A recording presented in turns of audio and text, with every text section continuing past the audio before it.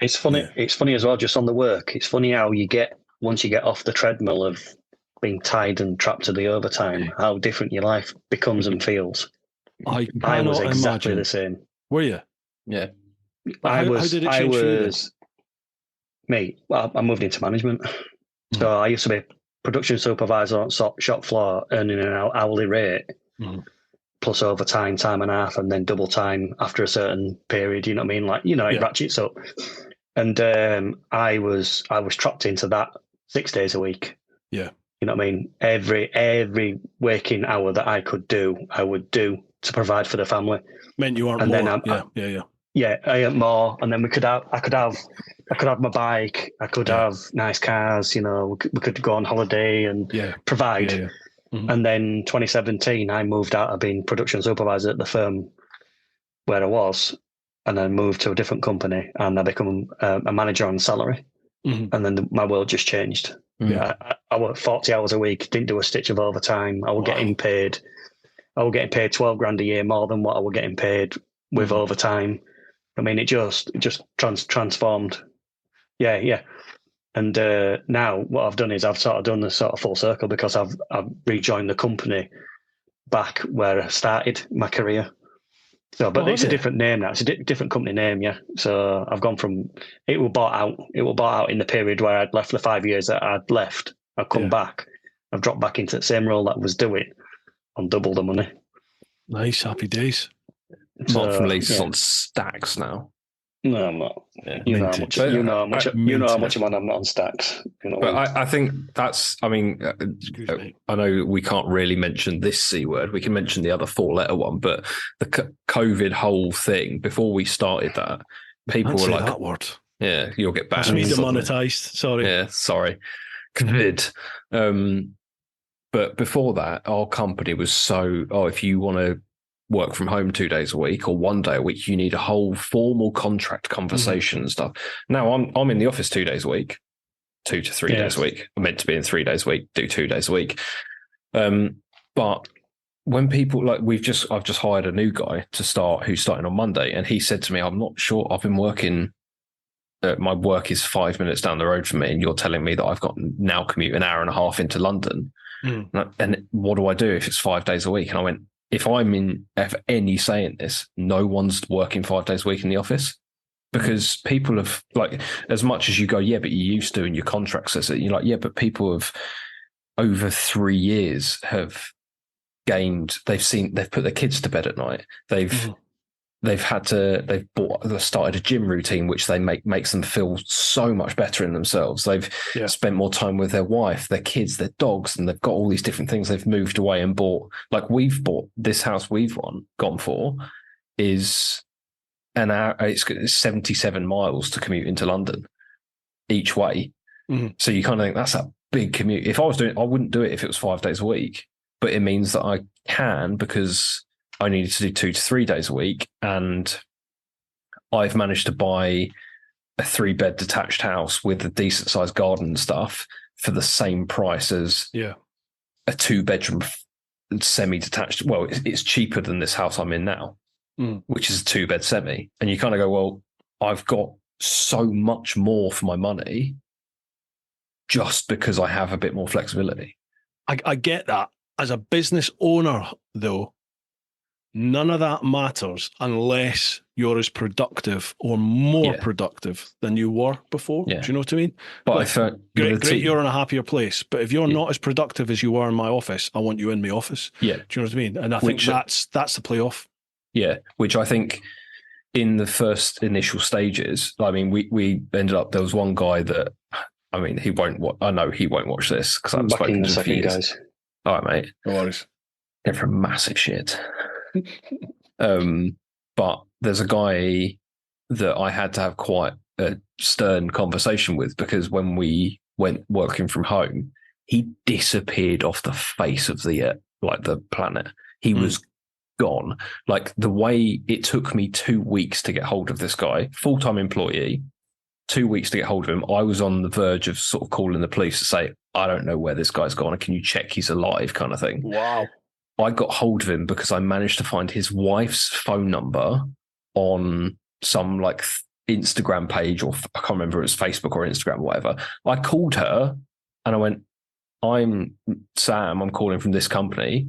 Is this guy okay? She went, yeah, he's sitting right next to me. Handed the phone. I just went, where the fuck have you been, mate? Like, I've been trying. I've gone from the point of worrying about, can you deliver this job that you're meant to be delivering, to, are you alive? Yeah. And the whole thing, like, he was like, oh, I've got all these different excuses under the sun as to why he hasn't been answering.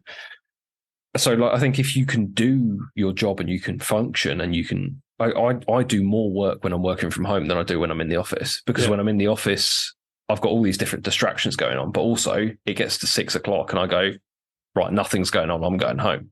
And I'm on the bike for an hour. Whereas if I'm at home and something comes up at 6:10, I'm like, yeah, I'll quickly do that.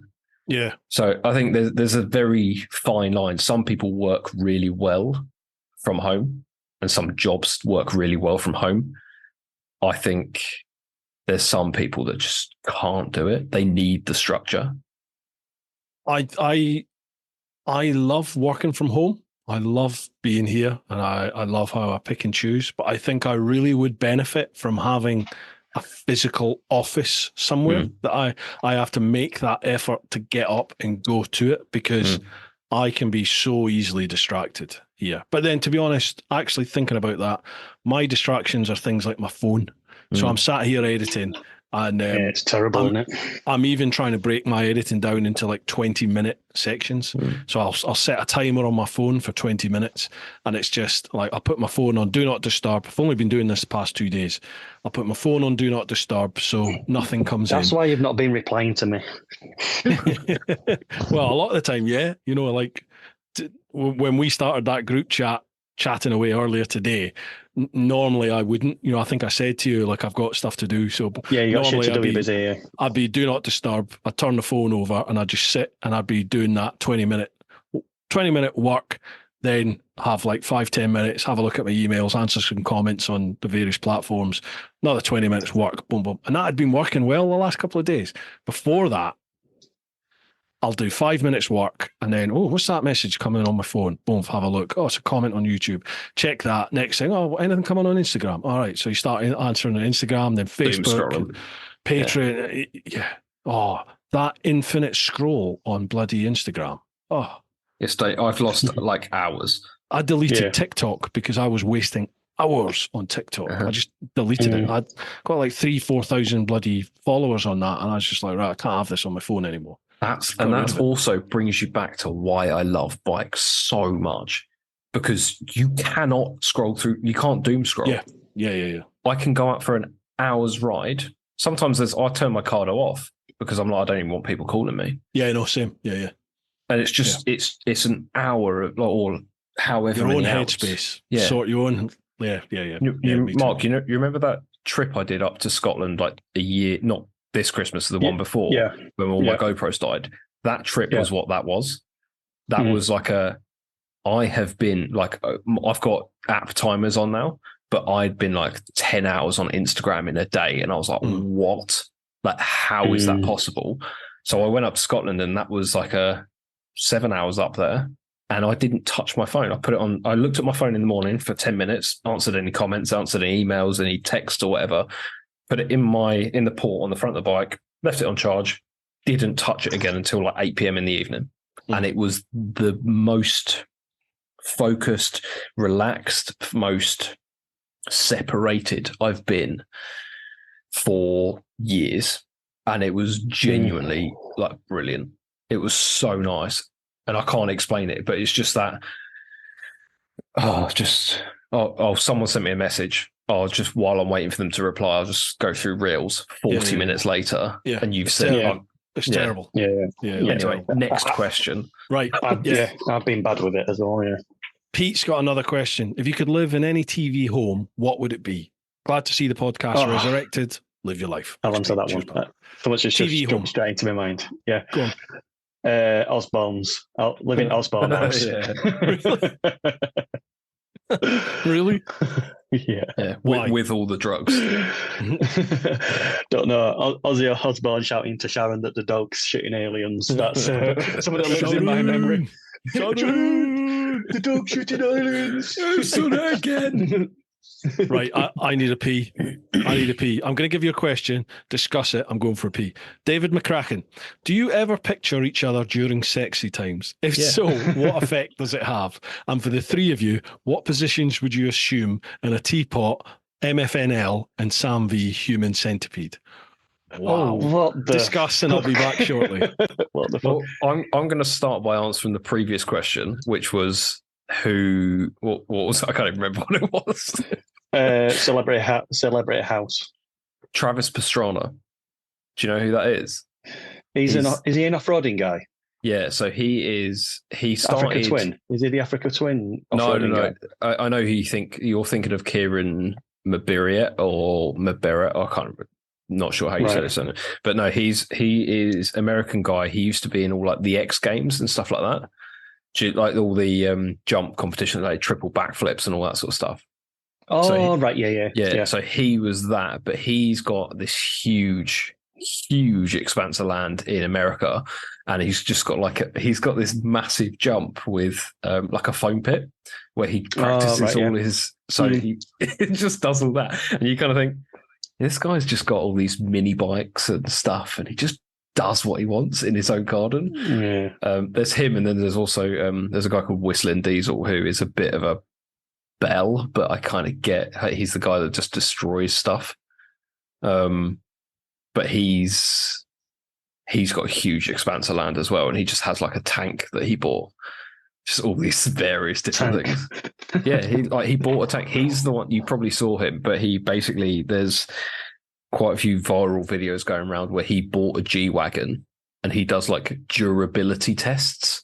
I guarantee Bruce has watched it, but he does all these durability tests where he'll take a stock G-Wagon, like Mercedes 130 grand car, and he will do that, and then he'll go and just jump it in the sand dunes and stuff.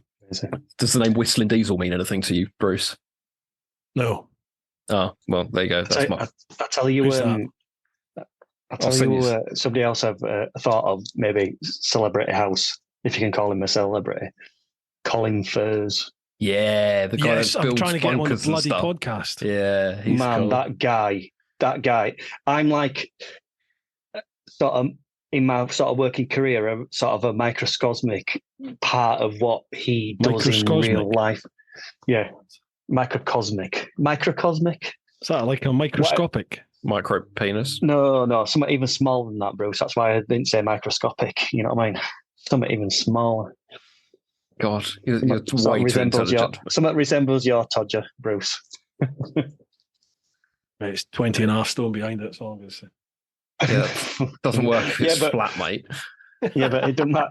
If the nail's small, it doesn't matter how big the hammer is. Listen, don't bring the tone down on this podcast, you smutty little man. I told you that I'll pull your beard off in a minute. Don't make promises like that. Have you seen that little kid? Have you seen that little kid? 3.5 hours. We've done about 6 questions. Have you seen that little kid where he goes, I'll punch Santa's beard off? There you go, Santa. Yeah. There you go, Santa. Bloody Northerners. He's an annoying little twat as well. Yeah. So it's all that he sounded like he's from near Leeds as well. No, he's not. He's a southerner like you. No, he's not. He had an accent. He is. I speak the Queen's English or the King's English now. Have you covered Human Centipede? No, I'm not covering that one. Yeah, which means Mark's at the back. He'd have to be in the middle. I'll put. He'd have to be in the middle. You want to be in the middle? No. I don't think there's any good position though, is there? MFNL would have to be in the middle. Can I put my token forward to be at the front? Don't eat a lot of shit food. Go to the gym quite a lot. Relatively clean diet. Don't eat a lot of takeaways. Okay, so you can take it in the wrong end. That's fine, right? Mark, you're in the middle, and I'll go. You're going to take both of ours. No, Mark will. He's in the middle. Oh, right. I'm at the tail. Yeah, but that doesn't matter. That means then your mouth is in my bum because it's mouth to. I thought. Oh no. So what you have just said. That I was entering Mark, and Mark was. Oh. You're so desperate to enter me, aren't you? Oh wow! Yeah. Now that puts a whole I've told him how good it is, Mark. In which case, no. It's my podcast. I'm going to Change it up. You've already said it, mate. You've already said it. Bruce wants to be at the back of a human centipede. Hang on. That's horrible. Oof. Jesus, that's a revolting film. I always knew you would like taking it up the rear, being at the back. No, you don't take anything up the rear. You just got your mouth sewn to your bum. That's all it is at the rear. Well, it's at the rear, isn't it? Yeah, I feel sorry whatever for you do, anyone whatever watching this. way you put it, you're taking it at the rear, aren't you? Horrendous. Right. Tommy Lindley, awesome news and what Ollie Ray said. Thank you very much, Tommy. Next one, Gary Taylor. Happy New Year to all. Question for Sam. Talking of deviants, is Mark a screamer or a pillow biter? Plus, have any of you joint ventures planned? Screams into a pillow. Well, we all know that. I love Gary. Gary's brilliant. I love that guy. He's mad. Big chipper as well. Joint ventures. Well, I asked Mark if he wants to come to my TET on the Monkey, but he pussied out when I said that I might camp it. So he might join us if we do hotels, which I might do. What a waster. What's that? What's that, mate? What did you say? Where? When we did Welsh the TET. Yeah. No, I'm not doing that. Yeah. Why not? I can't do that. I can't do that. What do you mean you can't do it? Of course you can. Yeah. What, going on Welsh TET? Yeah. To be fair, it's what was it, a couple of days? Yeah. I don't think it'll be You were saying about 4 days or some shit. Well, when is it? Is it when Clan Ride's on? Because you were saying May, I haven't planned it yet. Oh, right, okay. I was going to do it in like March, probably. No. I'm away in March. I'm off to Dubai in March. You're away for the whole of March. Mark Kent, that was on the podcast last year, he's done it on the GS, and he says it's so. But he did say he probably wouldn't do it when it's wet. When it's wet, it's a whole different kettle of fish. Yeah, that's why I want to do it. He did the ACT, didn't he? Yeah, but on the Monkeys, it would be fine. Yeah, the thing with the Monkey, and the reason I take that. Oh yeah, sorry, yeah, that is it. Apologies. Yeah, ACT, yeah, but the reason I take the Monkey green that's for naming big so bikes. much. The ACT's for the big bikes, isn't it? Yeah, well, you can do it on anything, can't you? But it's there's more distance in the ACT, isn't there? Whereas I think the TET is just made up of all the different things, isn't it? Yeah, apologies. I was thinking of the ACT, right? But the Monkey, if there's a route or something that you go over on the Super Adventure or the GS or whatever you're on, it just soaks it up. Whereas the Monkey, it becomes a big event. So I want to do, there's one of the lanes in Wales is widely known as the hardest road on the TET to do. And I want to do that on the Monkey because it's like this, it's a steep hill. Is that the Strata Florida or something? Yeah, I can't remember what it's called, but it is just like a steep, rotted hill. There's shelves, there's like, stone shelves somewhere along that. Yeah, so all of that, and I'm just like, I want to do it on the Monkey because it'd be hilarious. That's it. I could anywhere on the Monkey is going to be hilarious. Yeah, I could do 10 miles of the TET, and it's like 400 miles worth of TET in Wales, and if I could do 10 miles of it and it's fucking hilarious, I don't care. Like that's literally, it'd be so funny. So is that it? Mark, I wondered what that was then. I literally I wondered what it was as well when I saw this shape bending round. What was he putting into his mouth? It is blackcurrant, sugar-free Robinsons. Careful what you say that. Yeah. Mark from Near Leeds, have you got any like dual vids planned, collabs planned? Well, we're supposed to be doing something, aren't we? Who are you pointing Sam, at? Mr. Sam. We've been talking for ages about doing a collab, and I did mention to Richie Vida that we should do a joint one when I saw him last time. So I might have to try and just. We need to do the. I need to bring the Monkey up and do those off-road trails with you, don't I? Yeah, that'd be good. Show you Bruce, you'll have to come along as well. Yeah. Once I've got the crash bars. Once I've got the crash bars. No.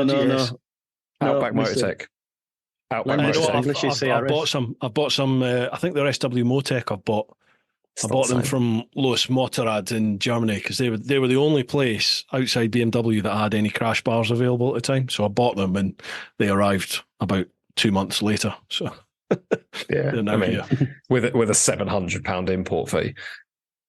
Yeah, it wasn't cheap. Yeah. Anyway, never mind. Actually, no, I'll take that back. With Los Motorrad, I don't think there was an import fee.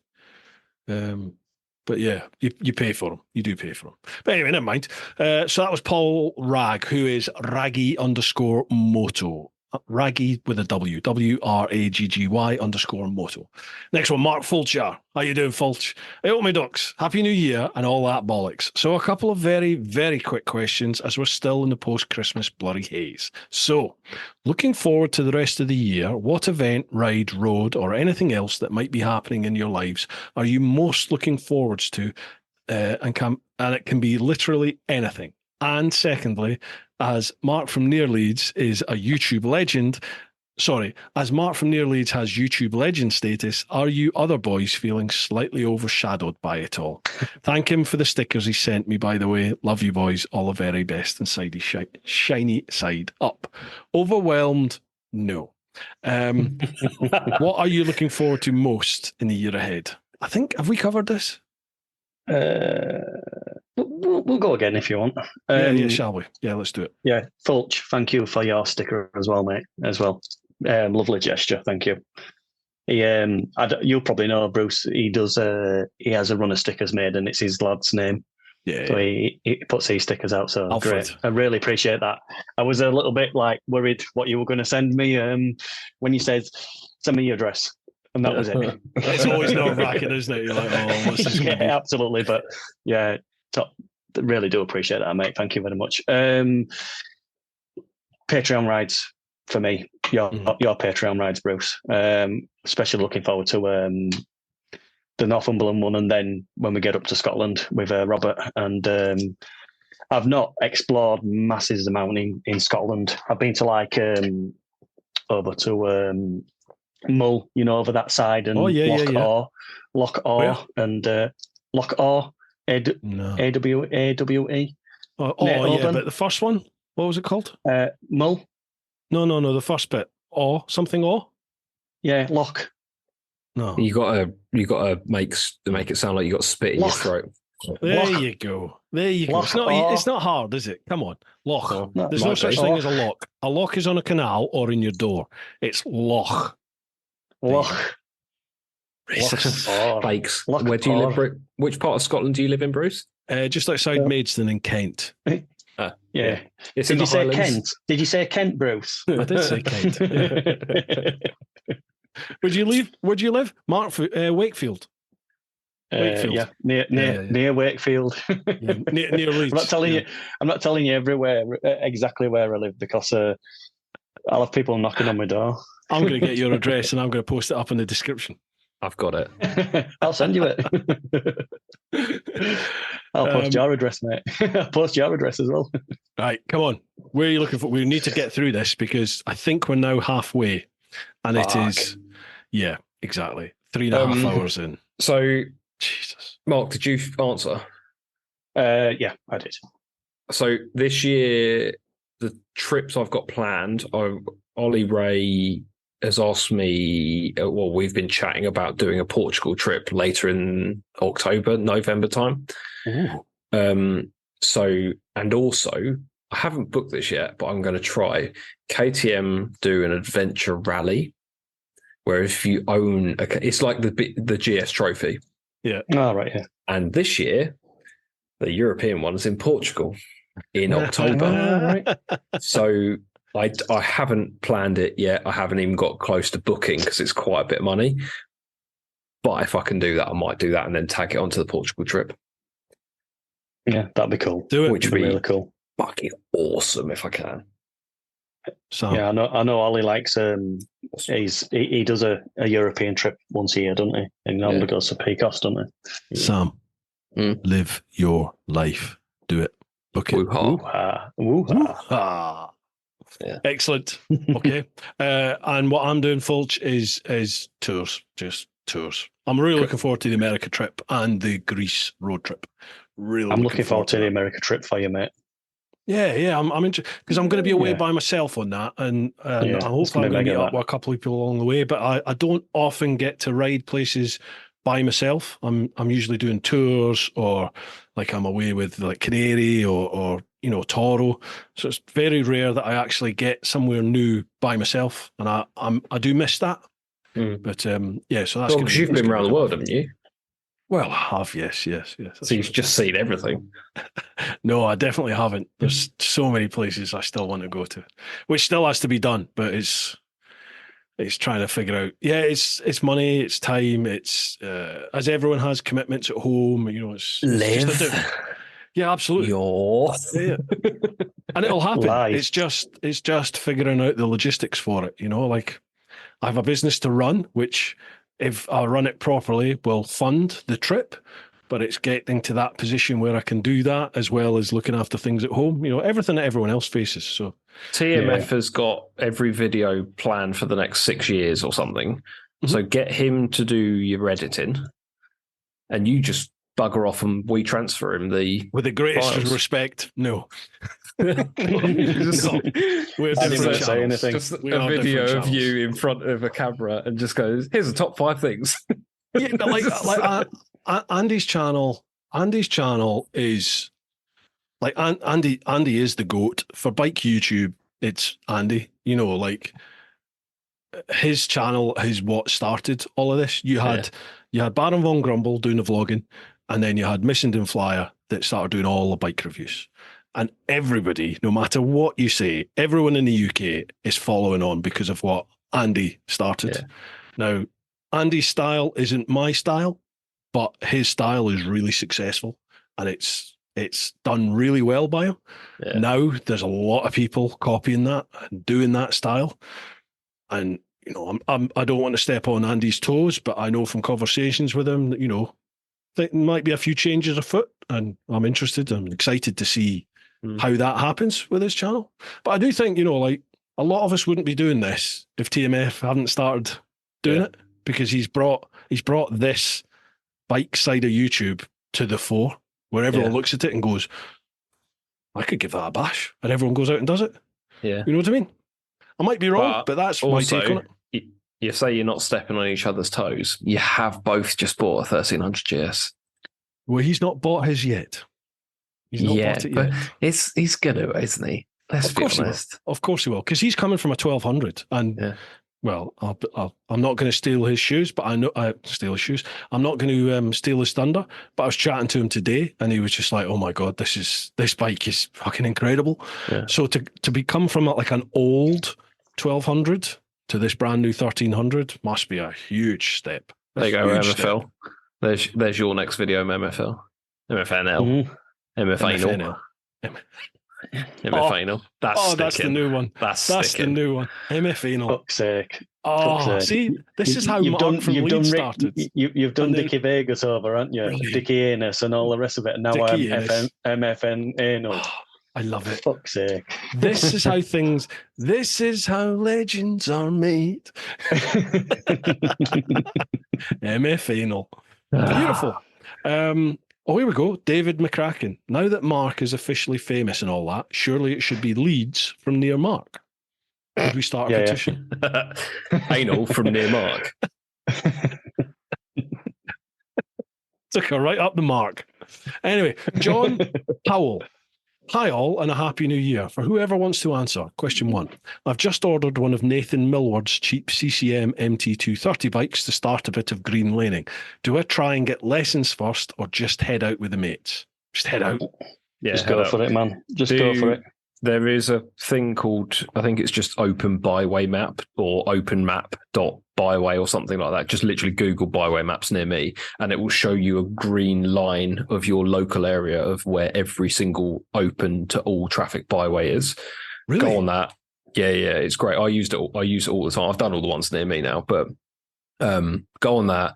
Take your bike out. Don't go out with mates the first couple of times. Get your confidence first, because if someone's better than the other, if someone's really good and someone's really shit, you'll end up trying to keep up with them and you'll end up coming off. Mm-hmm. Get yourself some actual off-road tyres. If you've bought a bike specific for that, perfect. Put some proper knobblies on it. Don't go with a half-assed kind of in-between ones. It doesn't work. Go with some proper off-road tyres. Are you going to bed? Yeah. Okay, bye. It's only 10 o'clock. Bruce said night. Mark said I'll be up in a bit. So what do you think of Mark's new nickname? You know his MFL?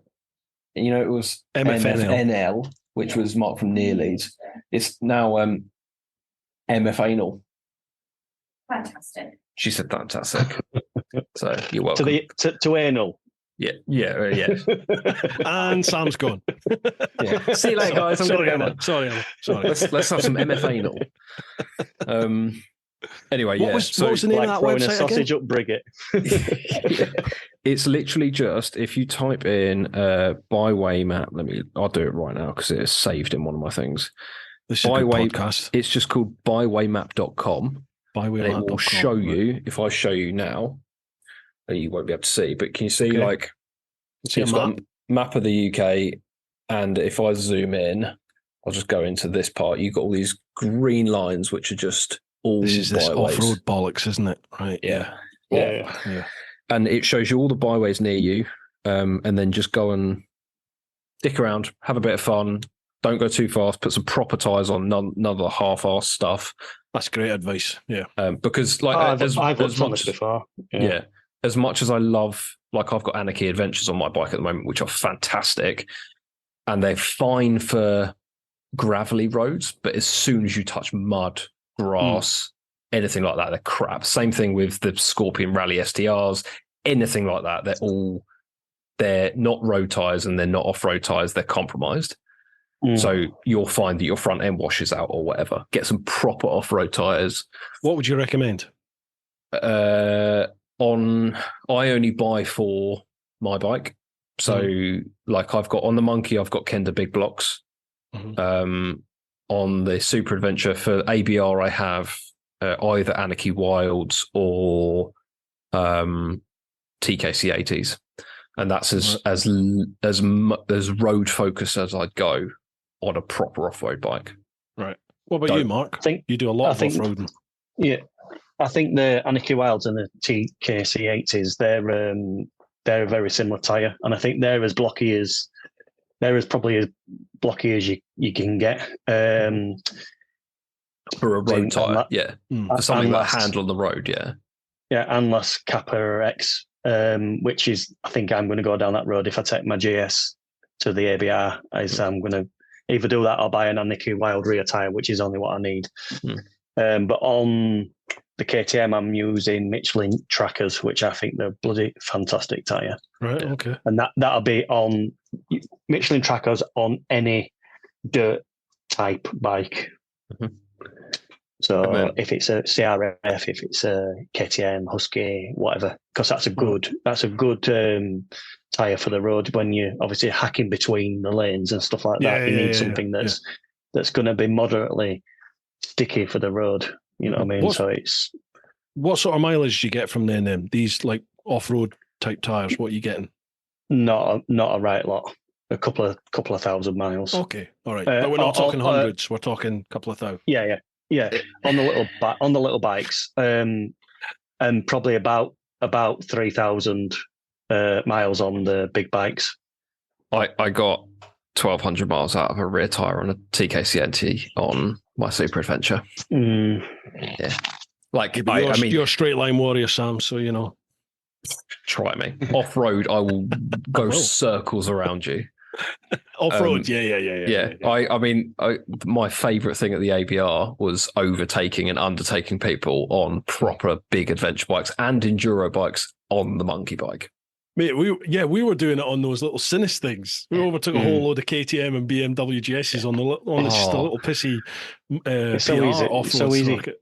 Yeah, it's so easy to ride the little bikes fast off-road. It takes much more, then Dickie snapped the frame. And was it the frame he snapped? He knackered. Oh, no, was it the chain? He snapped the chain. The chain came off, didn't it? Yeah, he snapped the chain off the little Sinus. Yeah.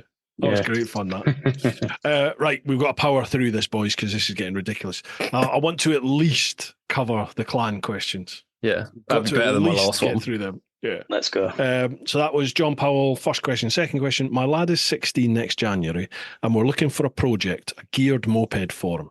If he wants an off-road looking bike, such as the Derby Senda, Do you meet many mopeds on your green laning travels? And if so, what bikes are they? Honda Cubs or CT Trail 125s. Those are the only mopeds. You can't get CT Trail in this country for under $8,000 because everyone imports them. Wow.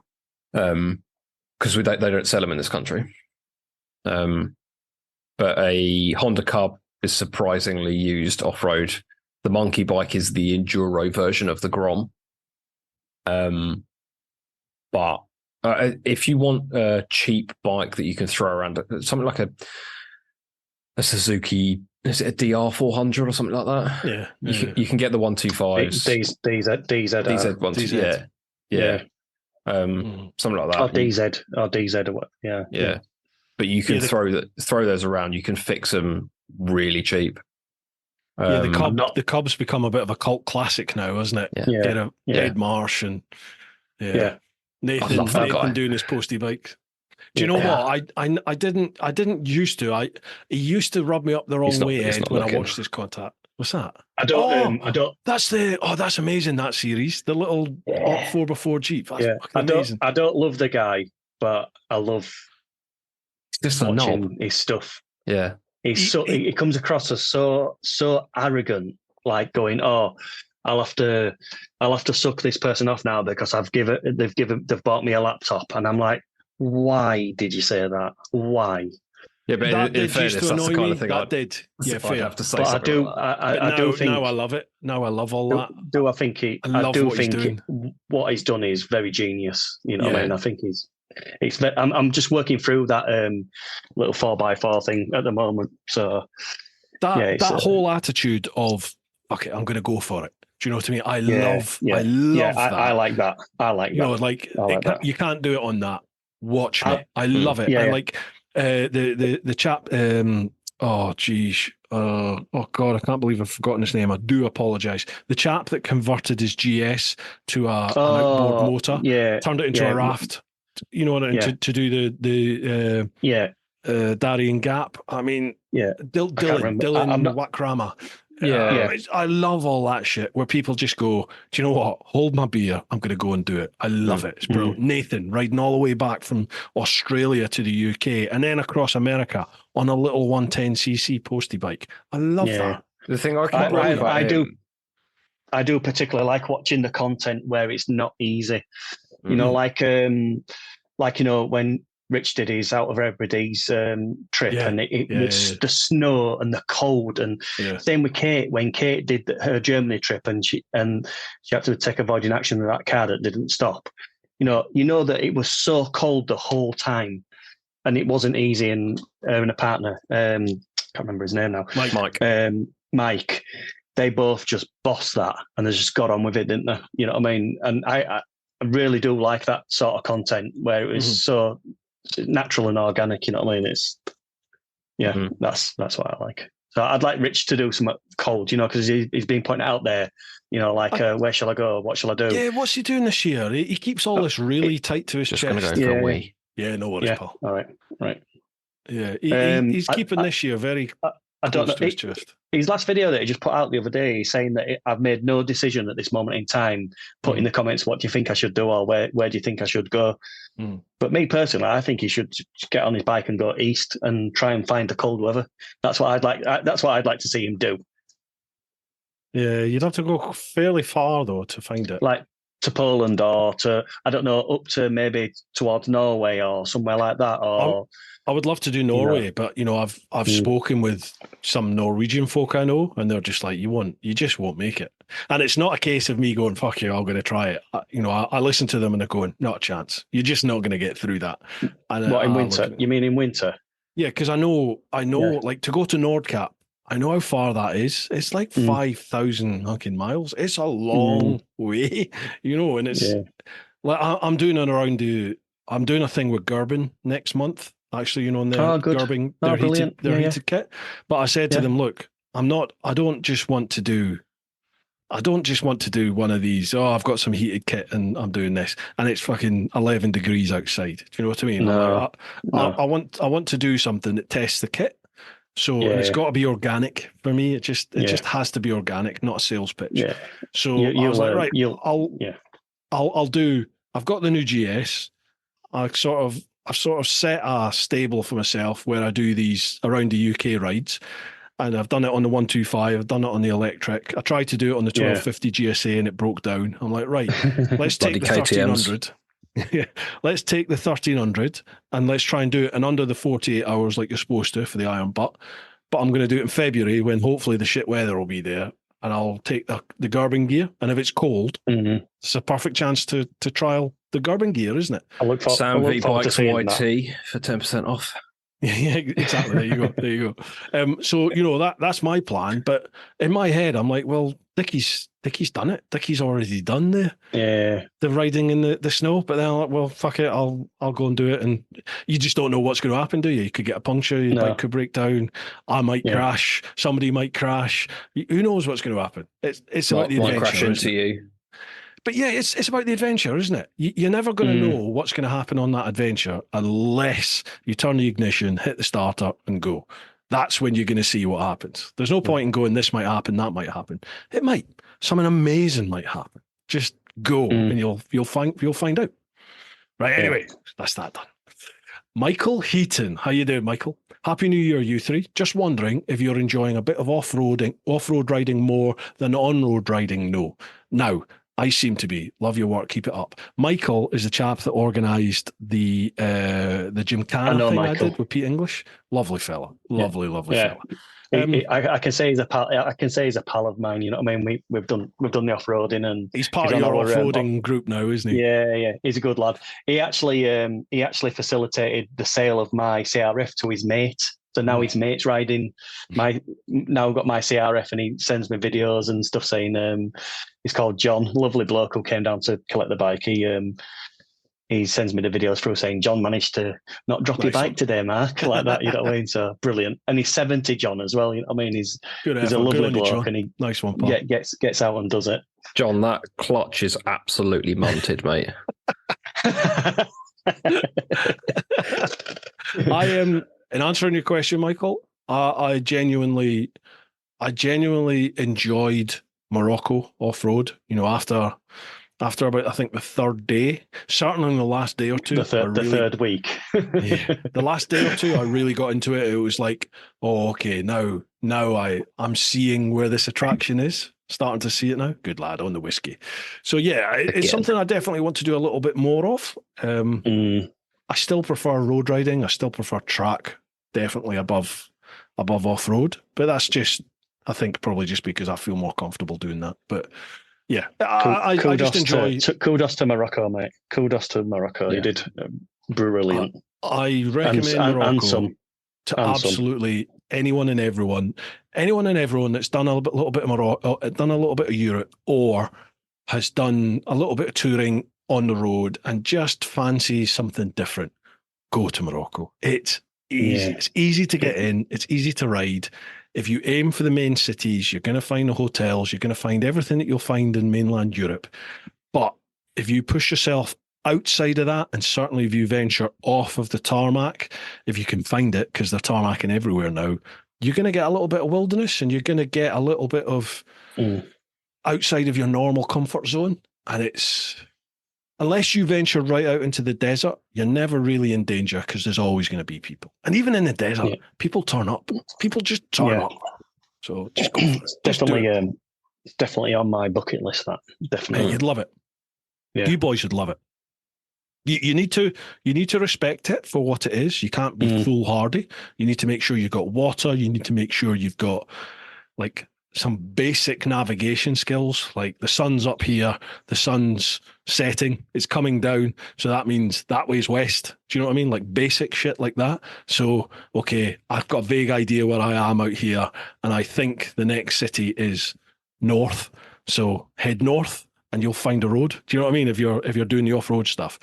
It's enough of a challenge, but there's also what you know. So you've got what you know there, the comforts, for sure. Do it. Just do it. You'll love it. The thing I love about off-road, I know it comes up quite a lot, but the thing I love about it is there's nowhere to hide. Yeah. Yeah. But there's like, you can, on the road, if you're in a group of people and you're doing just legal road speeds, there's a group of people. Like when I did that ride out thing, my Yorkshire ride out last year or whatever it was. Yeah. Emma came along on her NC750X, and we're all on 130 horsepower plus bikes, having a great time. She kept up. Yeah. She had a real struggle keeping up. 55 horsepower bike that weighs the same as Bristol, and brakes on it that are okay. But she could, if you're a confident enough person, you could probably blag that. You're like, oh yeah, it's the bike that's keeping. You can't do that off road. If like you put, I'm okay, but if you put me next to someone like Lel Pavey or Chris Northover or whoever it's going to be, English. What you mean, world class off roaders? Yeah, I'm nearly there. No, it's, you can't hide. You can sort of wing it, but you will come off. Yeah, that's like saying I can toddle round the track on a track day in the novice group and spank most people in the novice group. Yeah. But put me on the track with Valentino Rossi. In fact, forget that. My mate Jimbo, who just raced it like the No Limits Cup level, and he will spank the arse out of me. Yeah, but it's a different type of riding. I think it's a different discipline. Yeah, but I think the thing with off-road that I love is that it humbles everyone. Like if you're you can't brag about being good off-road without like proving your worth, kind of thing. And some people, and also the other thing I love is the people that are fantastic off-road are the most humble guys ever. Like, I mean, Mark, you've ridden with him. Dave, he's a dap hand off-road. Dave Ashpole. Pete, Ashpole. Pete is a really like humble guy, but he's fantastic off-road. Yeah, and all these people effortless. Yeah. But it's just like, I mean, there's a level of, okay, you've grown up on it, so it's natural. It's harder to be a road rider where you've learnt your craft on road and then take it off-road. It's way easier for people like me that did motocross for years. But I think it's easier to ride on road than it is off-road. Yeah. Because it's the opposite of everything that you've ever done on road. Yeah. The bike's loose. You've got zero feedback through the tires, which, your bike on road, your bike's stable. You've got a lot of information coming back through your handlebars, through the tires, and all the rest of it. It takes a fight to learn how to get that feedback. Like, it's a dance. Yeah, that's why I originally didn't like riding the GS 1250, because when I took it off road, you don't get the feedback. That you can't feel anything through. I mean, it does everything really well, but you can't feel what the front wheel's doing. Yeah, and I want to know. Like, I want to know if my front wheel hits a stone. Yeah, try and ride a GS with off-road tires. Because you get Bruce, don't you? Because you rode with, say, 50-50 tires or whatever, you know what I mean? And it becomes even less. It becomes even much more of a commitment. Yeah. I've got so used to the way the GS is that I just like it. And I feel when I ride I like it as well. When I ride a bike that's not a GS, it almost feels too easy to ride, if that makes sense. It's like I don't know. It's like the bike just seems to stick like glue. You take a Triumph out, the Triumph Speed Triple, for example. That thing is like a razor anyway. It's like a knife on the road. It goes if it's not leaking oil. Well, yeah, of course. Well, same could be said about That's why I said it. That's any joke I can get in before KTM, I'll do it. What's this? My GS will be pissing oil when I go out to it. Anyway, I think I didn't realize there was that lack of feel to the GS because I got so used to it that when I rode another bike, it was like, oh, this thing's almost like too easy. It's like it's telling you what it's doing. And then you have a bit of time on like a proper road bike. You jump back on the GS and you're almost like, oh, this thing's vague as fuck. And it takes you a while to tune in. And then you've tuned in again and you're back on it. Yeah. But I think it's interesting what you're saying about off-road. Like I find, obviously I'm no guru off-road. I don't claim to be. But when it started to just tick with me in Morocco was like, it's all about the throttle. It's like you steer with the throttle, you almost brake with the throttle. It's just everything's throttle on it and body position, isn't it? And it's just body position is the massive thing. But also, I think the thing my dad used to do enduro and motocross and all this sort of stuff when I learned to do off road, and it's picking up that someone will tell you like. It sounds like ridiculous, but the reason most off-road bikes are singles or twins is because of the way the firing order, which means that the rotation of the wheel between each rotation means that there's a bigger pause, which means the tires can get more grip.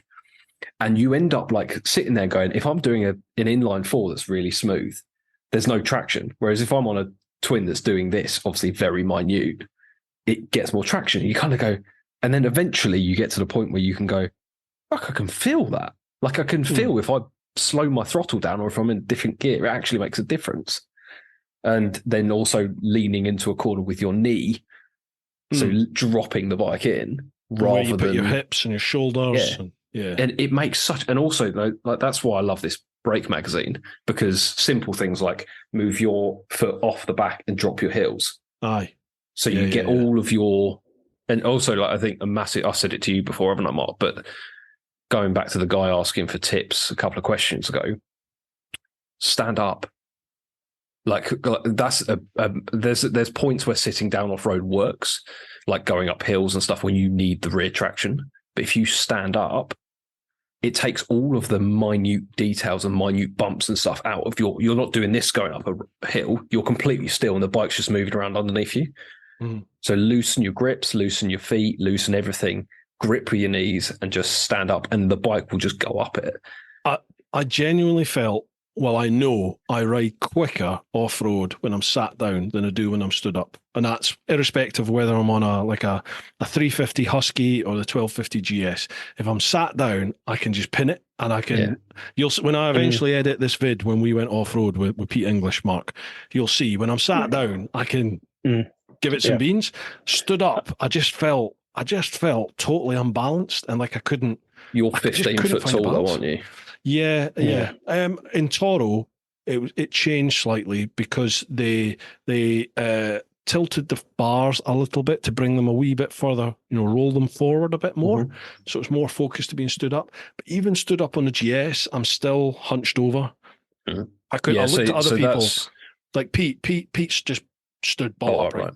Yeah. But drop the heels, stand bolt upright. Yeah, drop your heels, and then also you end up moving I'm like that on the bike, but if you ride my bike, my throttle, my brake and my clutch are slightly further down. Yeah. And people go, "Why are you doing that?" Well, it's because when you're stood up, you want your hands like that. You don't. Careful, Mark's getting excited. But if it's fitting. You've done your whole riding career on sitting down. But I guarantee, like the difference is you might be faster, but then if a stone hits your rear wheel, and it does that, if you were stood up, you'd probably save it. Yeah, when you stood up, none of that bothers you, does it? All the bike kicking around, it just doesn't bother you. I totally accept that. Yeah, absolutely. Yeah. Next question. God, yeah. We are 4 hours in. Jesus Christ. You could have beat me, Mark. Paul Sparrow, happy New Year to you all. Welcome, gents, and I hope MF near L is ready for all the abuse she said you were both going to give him. Anal, MF anal, yeah. Sam, as a gay icon and Mark's love for you, are you a little worried he is now sharing the fact he has a butt plug to the world? Hang on, I've missed this. You've got a butt plug. Mark from near Leeds. MF anal has a butt plug. MF anal. I don't know what he means by that. Is it a mark from near Leeds, like not embroidered, embossed one? Yeah, that's why he bought the CNC machine. Yeah, exactly. Yeah. You're going to get some fucking dick stuff, Bruce, now. I'm going to send you a load of stuff Listen, it's not me that's saying this. Yeah. Paul Sparrow is saying. So apparently you've let the fact you have a butt plug loose to the world. There's no problem with that, Mark. No problem. I think he's playing the situation here. Yeah. Okay, so we're denying that, are we? Okay. I mean, can I tell you about that time when Paul Sparrow nearly actually went into a wall? That's why we call him. I want to know about your. That's why I call him Wall Sparrow. That's why I call him Wall Sparrow now.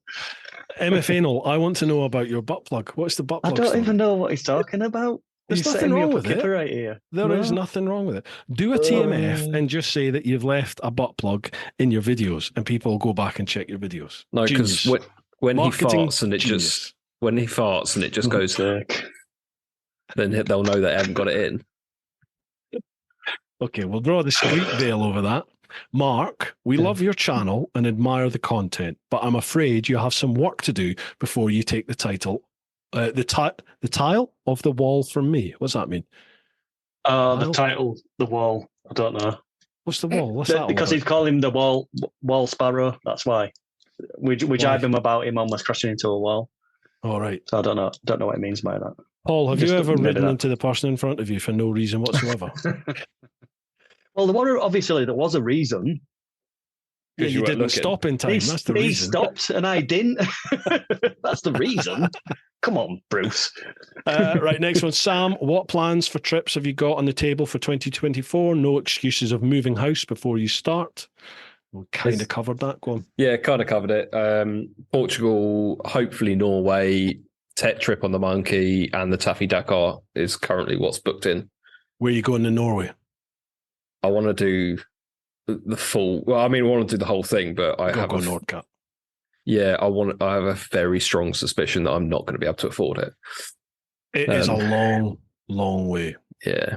So I mean, I'm not bothered about that. It's more the I think I probably want to see if I can do. Is it R1 Liz that did the the affordable Norway trip? I kind of want to do something like that, but obviously she did it first, so it's a bit.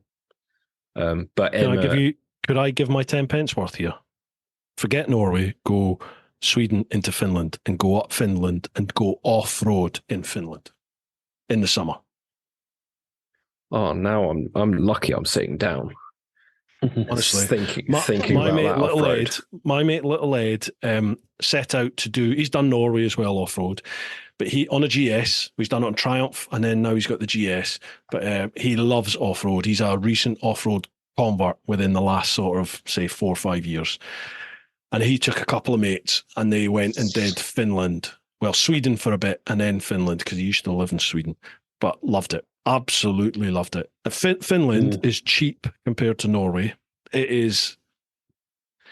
If you think Norway is beautiful and remote, Finland is, I mean, it's maybe not quite as beautiful as Norway is, but it's like almost untouched. Once you get north of like Helsinki and a couple of little cities that are there, just start heading up and it is spectacular. The trails that you'll be taking will be all the snowmobile trails that they do in the winter. Well, like from September onwards. So yeah. I'm going to need a tyre sponsor before I do this, though. Well, okay, do it. Contact people. Continental, Michelin, and everyone. If you want to fight for my sponsorship channel, go. No, don't do it like that. Like, get yourself a business plan. Right, for me anyway, this is how I'd approach it. I don't know if this is right, but this is how I would approach it. I'd go, right, this is what I'm going to do. This is how long it's going to take. This is how much I think I need to do it. And these are the reasons why I think it's going to be that much. This is the content that I'm going to produce. I'm going to produce X amount of videos titled bang, bang, bang, bang, bang, bang, bang, bang, bang. Give them the SEO behind that. Like, why are the videos titled it? And what's your search strings? What are you targeting for each video, right? Bang. Just have an idea. Could be bullshit. You might not do that, but just have something in your head that, okay, I'm putting some thought into it. Then approach these companies and go, it's going to cost me this much. I'm doing it on this date. I want this from you. And for that, I'm going to give you this. Bang, bang, bang, bang, bang. I'll do all of that. And I'll go, what I'm going to do is on the 8th day, I'm going to accidentally format my SD card and lose everything. So you're going to give me 3 sets of tires for no reason. Yeah, but that's a gamble they take.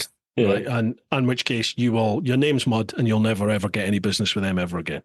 It's a gamble you take. I've done it. I've done it a couple of times recently where thankfully I didn't have any sponsors involved, but I've just deleted the SD cards for some fucking stupid reason. I thought I'd copied them over and I hadn't. So don't do it. You'll do it. I was going to say you'll do it once. I've done it about 3 times. But you know, I've done like that once. There's so many people go, I tried to get sponsors. I couldn't get anything. You're like, okay, how did you try and get sponsors? Yeah. I've got a YouTube channel. Fucking brilliant. So is umpteen So is thousand every other man people. and their dog. What are you going to do? It's a business. If you're trying to get a sponsor on board, it's a business. That's what I found so hard to deal with for the world trip was converting my baby into a business. And I didn't for the round the world trip. I just didn't. I just that it never really clicked. But that's what you have to do. It's like what they'll get on board if you can show them what sort of return they're going to get.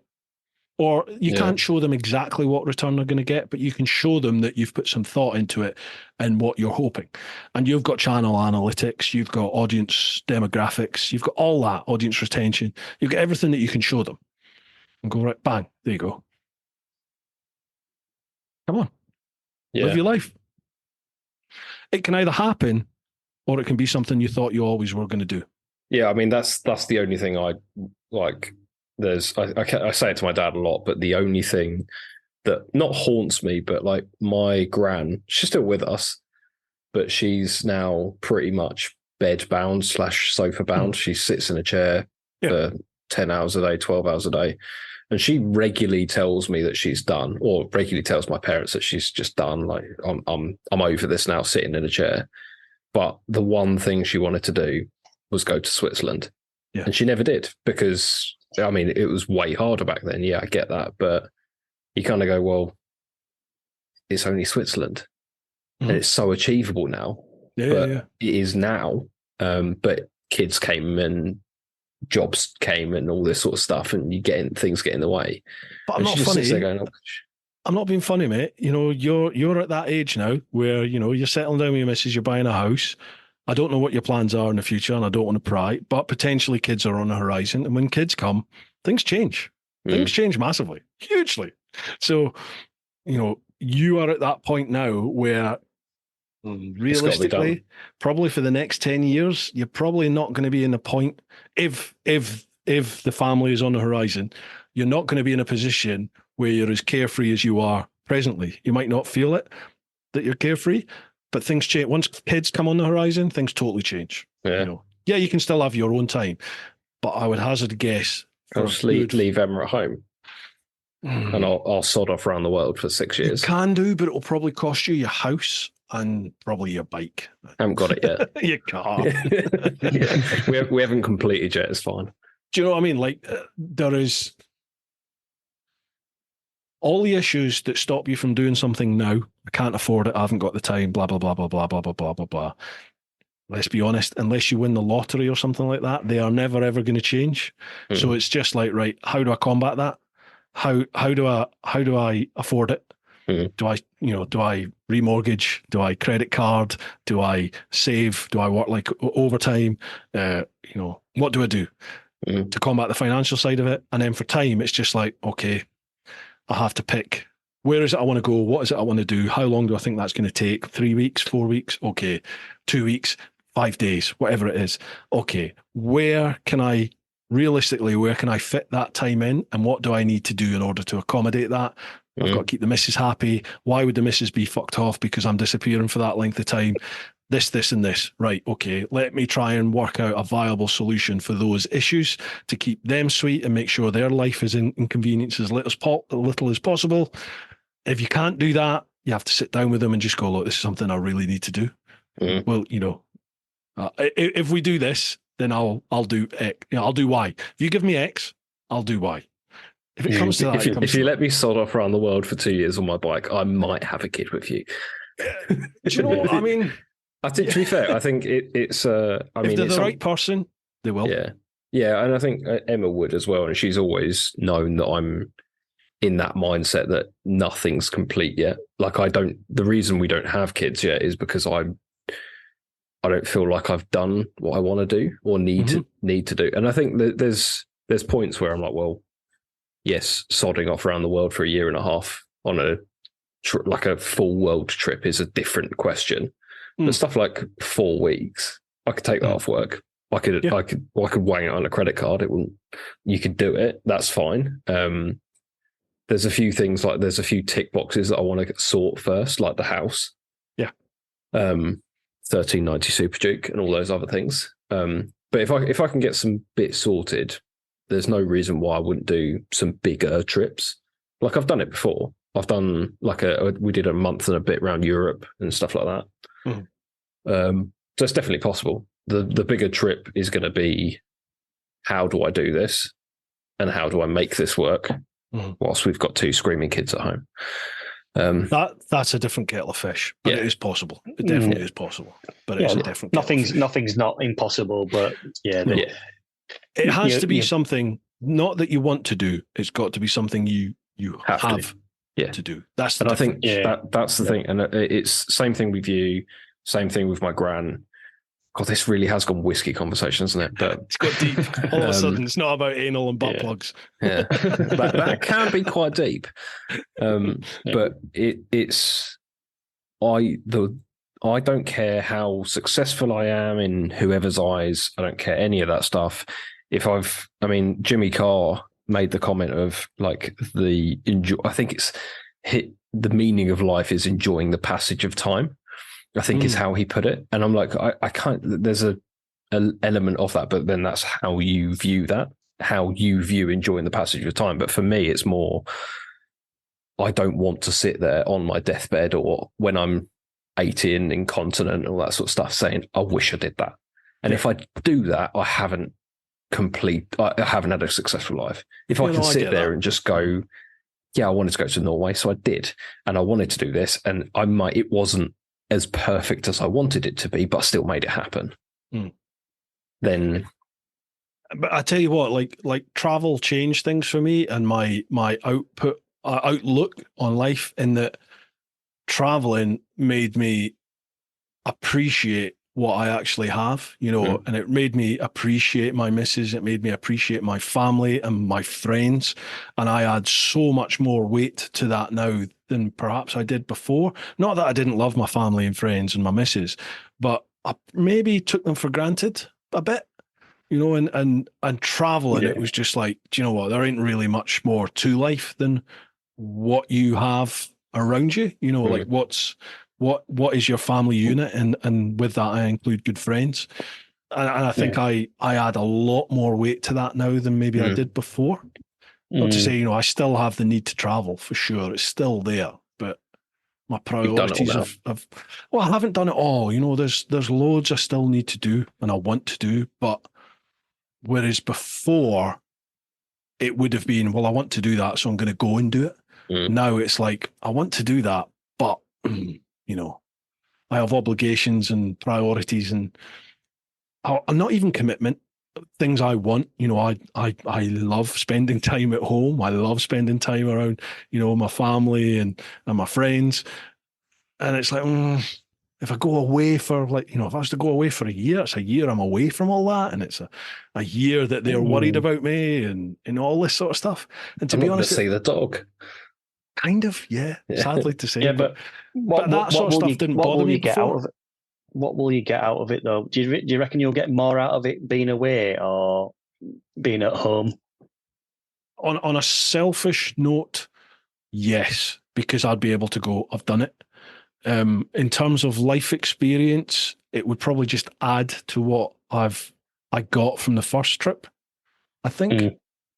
Like Africa's a big thing. Africa's a big carrot, not even carrot. It's a big stick that's sort of tapping me on the back of the head all the time, because I'm like, you fucking beat me. And I hate that. I want to go back and do it. When is that? Come on. You're saying to me that I need to put a date on this. Come on, let's work out this. Africa is not even a date. Like, I'll tell you what has to happen first is the cycle around the UK. That has to happen. I have this thing about rowing the Atlantic. You keep mentioning that. It's always there. It's especially this time of year, because they're doing the Talisker Atlantic Road just now. They're actually doing it. I don't get it, to be honest, but it's just there. It's your thing. It's your thing that makes you tick. But I don't want to do it with anybody. I want to do it solo. But that is a long way off. Like the cycle around the UK is probably a couple of years at some point. In the next couple of years, I don't really get that either. I've said I'll do it, so I have to do it. It has to happen. So I've just got to put my money where my mouth is. I've said it. I'm going to do it. I've got to do it. You need to create a zip for your mouth. If you don't say it, then you don't have to do it. I kind of live by the ethos that if I've said it, I wanted to do it, then I need to do it. Have you heard of Sean Conway? Have you heard of Sean Conway? Yeah. I've had him on the podcast. Oh, have you ever met him? Brilliant. He's absolutely brilliant. Geezer. Amazing geezer. Yeah, brilliant. I watched his series. I'm totally hooked on his series. Yeah. I can't remember if I watched it before. He did the world's biggest triathlon at the time as well, didn't he? Where he cycled, ran and swam around the UK. Yeah. He's got loads of world records. He cycled the longest distance. He broke his back, didn't he? He broke his back cycling. He was going to cycle around the world, and he broke his back crossing America. Some truck hit him, and he carried on cycling with a broken back. Wimp. Nuts up. Slightly off that. Do you know anything of Ross Edgerly? Mm-hmm. Yeah. No, the machine. Yeah. He swam around the UK. Mm-hmm. Like did the whole thing, and like I was watching there was a documentary that followed it, and he was talking about how his tongue had eroded from all the salt water and stuff, and you're like, and the guy does that, he goes into recovery for like 3 or 4 weeks afterwards, and then he's like, I'm just going to do this now. What I want to know what is powering you, because it's insane, and he does it with a massive smile on his face. He put himself into intensive care, didn't he, on his was it his last swim? Yeah, was it something like a 24-hour or 48-hour swim? Yeah. Was it Loch Lomond or the longest distance ever swam, wasn't it? Is that not what he's going for? Loch Lomond. No, it doesn't exist. Loch. I tell you what, do you know somebody has swam across, is it the Pacific? They swam across the Pacific. Can you be more specific? I'm sure it was the Pacific. It's like a proper ocean. They swam across the ocean. You're like, wait, just get a plane. It's so much quicker. How the hell do you do that? Anyway, right. Paul's last little bit of his question. Oh no, he said, Mark, any plans to take your channel in any specific direction, more green lane or a combination of road trips and the green lane? Yeah, pretty much copy and paste. Road and green lane, to be honest, yeah. Whatever I'm doing on any given weekend, the camera will be there, and just sharing your bike life. Basically, yeah. I think that's a great idea, mate. It's you'll not see massive growth, but you'll see consistent growth, and the people that do choose to like subscribe and watch and comment, there'll be people that will engage a lot to it. Yeah. So I think my plan's more to do. Like the dual camera effort where I'm talking to the camera more, and I want to incorporate a bit more B-roll into it, and just sort of jazz it up like what you do, Bruce. You know what I mean? Add a little bit of music to cut into the beat, and I want to just sort of expand on that, but maybe do some bit more purposeful B-roll rather than just creating some B-roll that I've already filmed. Like when we went to the Isle of Man, I purposely wanted to film riding onto the ferry because that was just the romance of riding onto a ferry going somewhere. But I created that at the start of the video, so that part didn't happen in sequence because I try to do things in sequence and chronological. Yeah, same. Yeah. But what I'm starting to do is I'm starting to take things out of sequence in some aspects by adding it in as a clip beforehand, like a bit of a taster. And I sort of copied what Rich did on one of his videos where he rode on. It was just there, and he'd finished his trip, and he was just having a moment with himself. He was quite emotional, and then he rode onto the ferry, and I thought that's really good. And I did that on my video. Tell the story a little bit because I do tend to try and tell a story as well.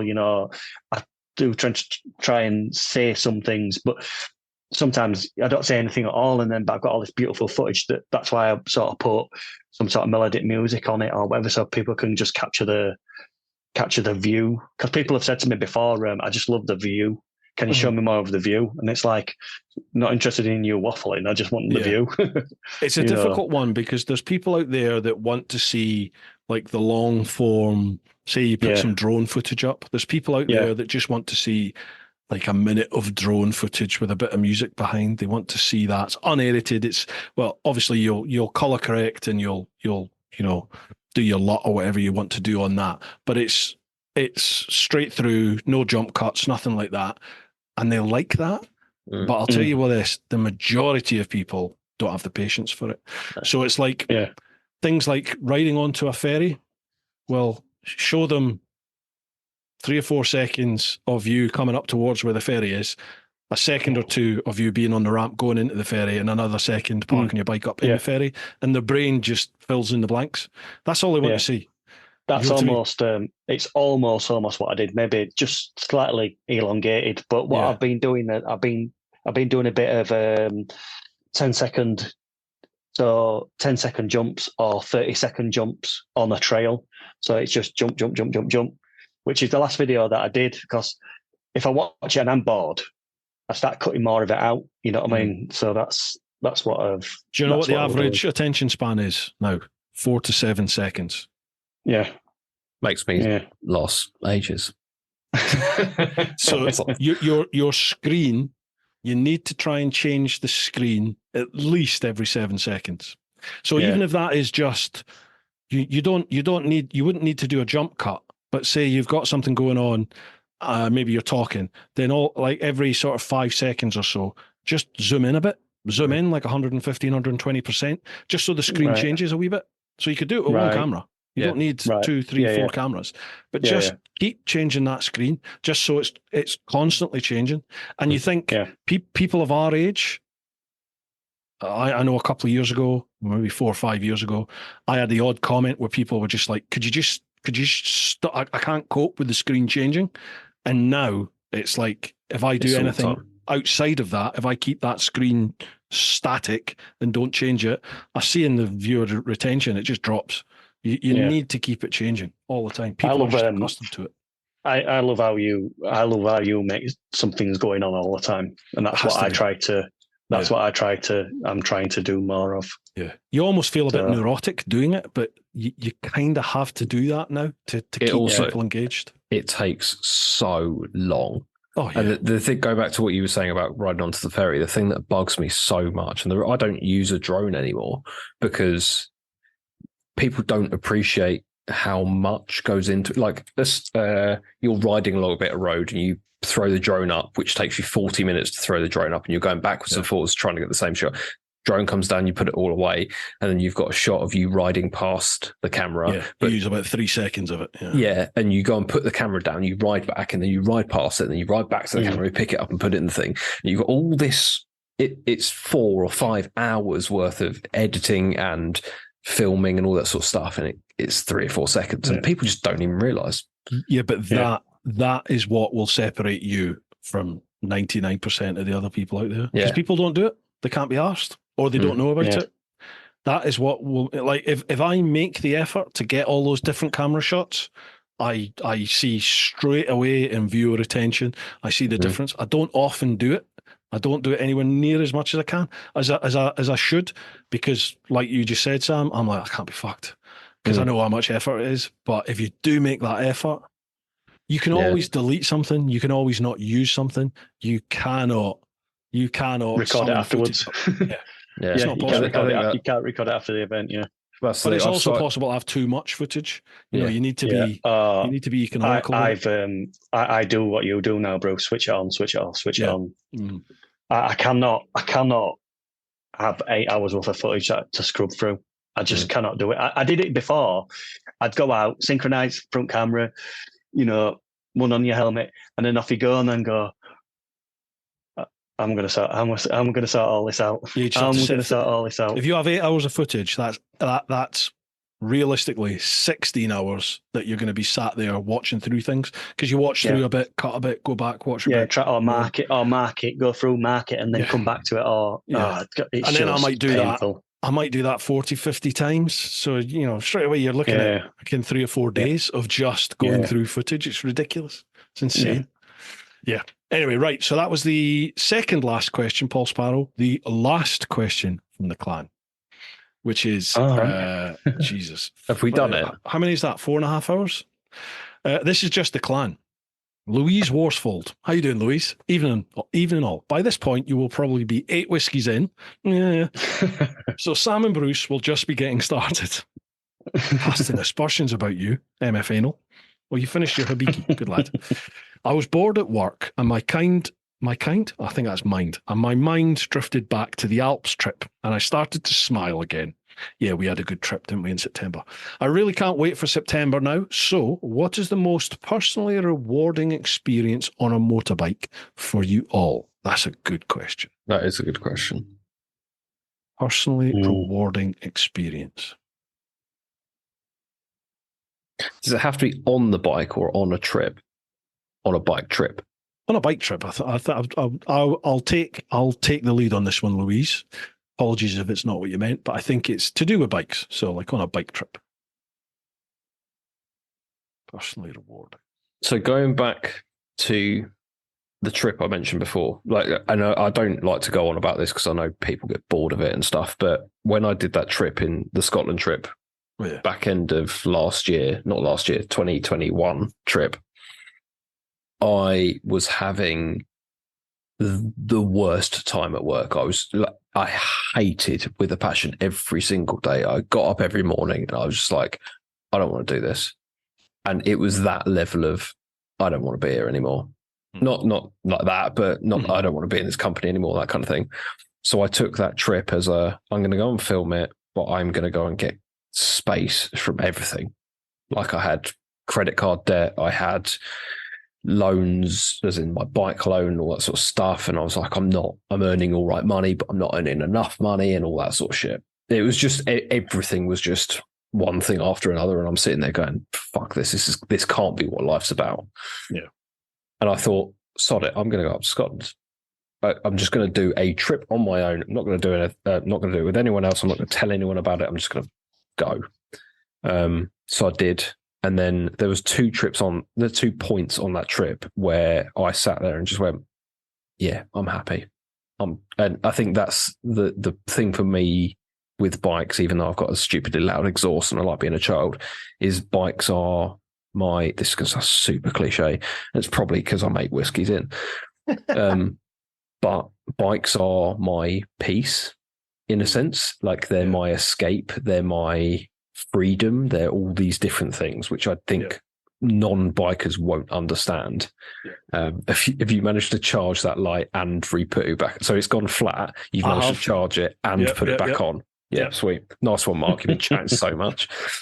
He doesn't stop, does he? Yeah, it doesn't stop talking. I'm just getting going. Yeah. Be asleep in a minute.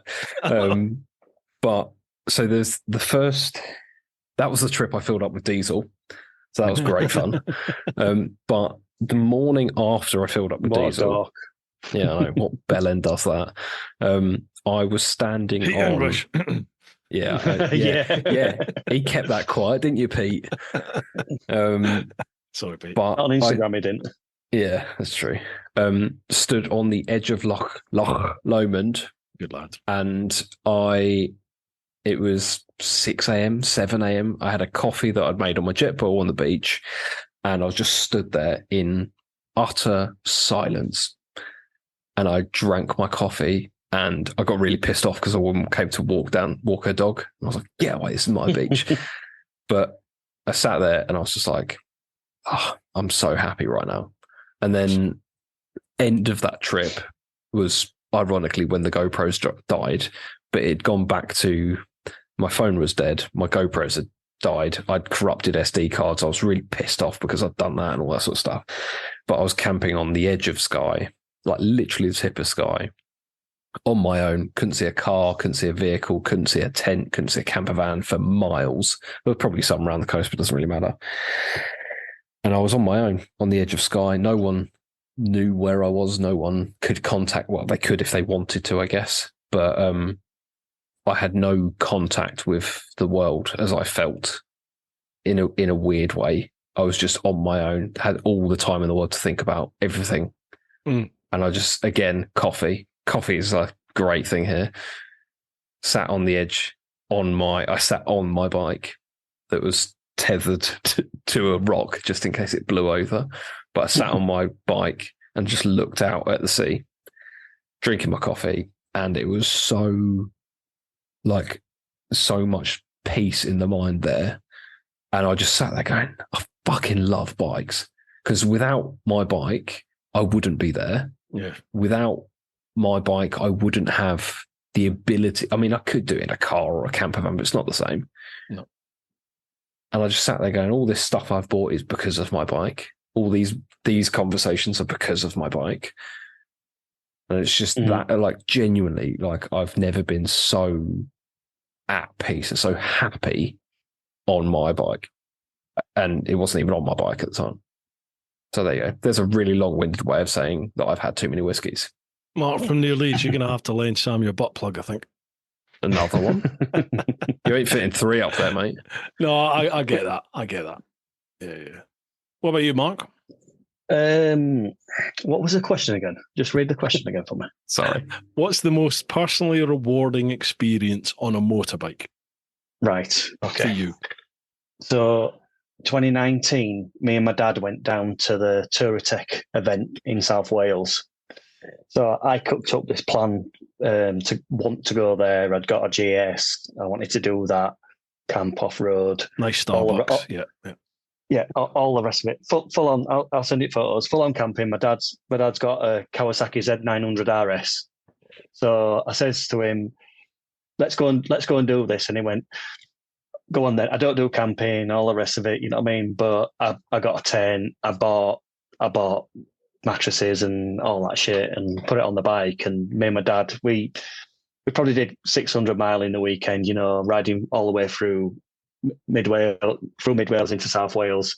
And we camped there for the full weekend. My dad didn't do any riding off-roading or anything like that. I did. I took a KTM 890. Can you guys hear me? Yeah. All right. It's your battery's my AirPod. Yeah, battery's gone. Let me just see if I can. I'm surprised mine haven't actually. Yeah. Is the sound all right? Yeah. No, it's fine. It's fine. Right. Okay. So yeah, we got all that gear, and I bought a load of stuff, camping stuff, this, that, and other. You know, I went to great expenses. I said to my dad, all you've got to do is just turn up, and we had such a fantastic weekend, just father and son.